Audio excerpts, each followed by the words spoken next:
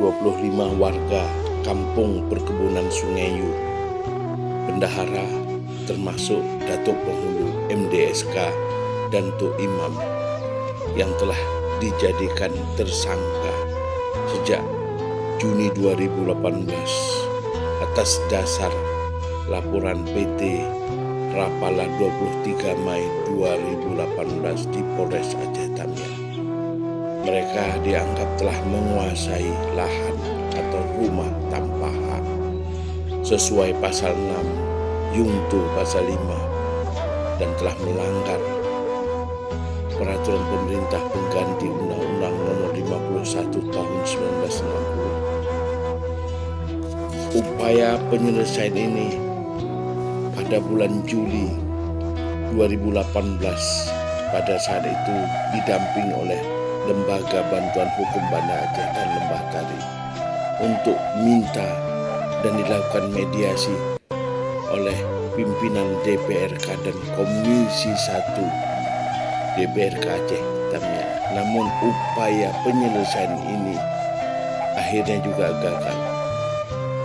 Beberapa kali warga melalui pimpinan Dewan saat itu untuk minta dan jumpa dengan Bupati Aceh Tamiang yang pada saat perpanjangan HGU 2014 beliau juga pernah menjabat Kakanwil Badan Pertanahan Aceh, namun pertemuan itu tidak pernah sekalipun.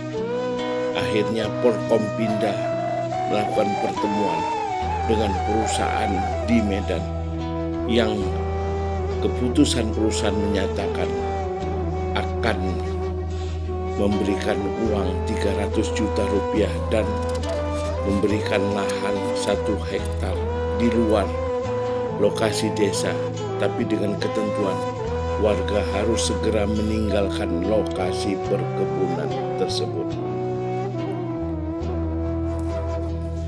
Jauh sebelum terbitnya SK HGU dan sertifikat HGU 14 April dan 20 April 2014 atas PT Rapala yang sebelumnya perusahaan ini mengambil alih dan membeli dari PT Parasawita 14 Desember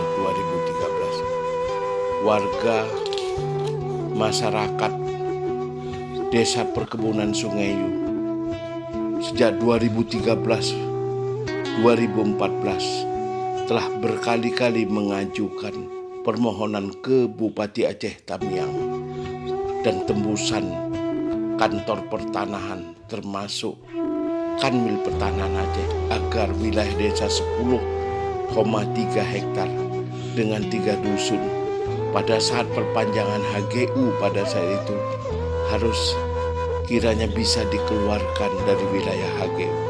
Bahkan Camat Bendahara, Camat Banda Mulia pada bulan Maret 2013 juga mengajukan permohonan agar adanya pelepasan. Namun upaya permohonan itu tidak mendapat tanggapan. Bahkan sebenarnya risalah Panitia Pemeriksaan Tim B 1 Februari 2014 nomor 01-PPT-B 2014 yang salah satu anggota tim adalah asisten 1 pemerintahan dari Pemda Aceh Tamiang, Saudara Dr. Andes RW yang sekarang masih menjabat Kepala Bapeda. Namun upaya pengeluaran wilayah administrasi desa itu tidak pernah terrealisasi. Warga mengharapkan penyelesaian ini secara adil karena surat 23 Desember 2014 saat itu atas nama Kepala Kantor Pertanahan Aceh Saudara Bapak Haji Musil Esa juga memberikan surat jawaban kepada PT Rapala tentang persawahan lebih kurang 6 hektar, Sekolah Dasar Negeri Marlempang 1,1 hektar, persawahan areal pemukiman, jalan umum, parit keliling di wilayah Kampung Tengku Tinggi seluas 27,8 hektar. Itu yang di enklave. Tapi warga Desa Perkebunan Sungai Yu berkali-kali mempertanyakan wilayah pelepasan atau enklave yang konkret di lapangan itu yang mana tidak pernah sampai saat ini mendapatkan jawaban dan keterangan. Warga Perkebunan Sungai Yu adalah warga yang sejak 2014 sampai 2015 warga yang tidak pernah menuntut dan tidak termasuk warga yang menuntut 144 hektar.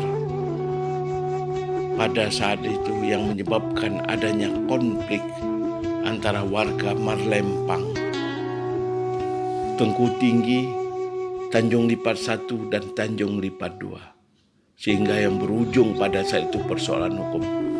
Warga Kebon Sungai Yu selalu berlaku secara adil dan bijak untuk menuntut menyelesaikan ini.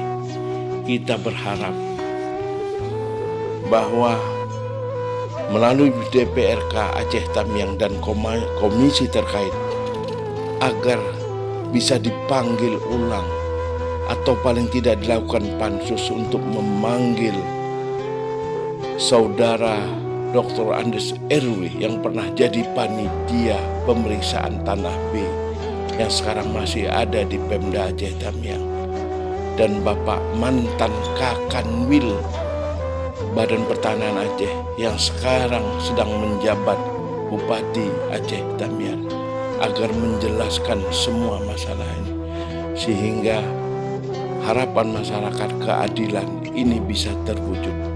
Bagaimana desa yang terregistrasi di Kementerian Dalam Negeri sebagai wilayah terkecil di Republik ini harus digusur, dipindahkan oleh satu badan usaha.